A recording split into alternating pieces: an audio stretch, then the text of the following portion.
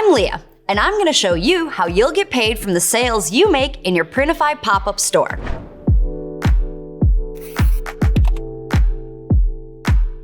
Your earnings will be paid out on the 14th of every following month.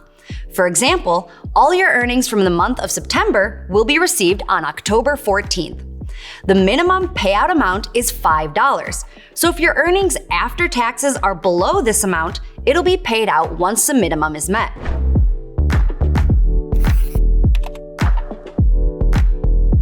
Printify only charges your end customer, so production and other associated costs will be deducted directly from your earnings.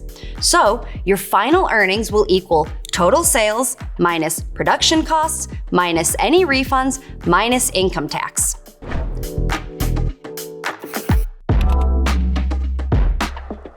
First, you'll need to submit a valid PayPal account together with your tax ID. This can be done under Store Settings, under the Payouts tab.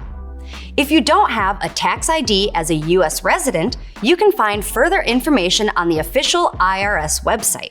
Based on the provided information, income tax of either 24% or 30% will be applied to your earnings. Or you can request tax exemption by submitting a W-9 form.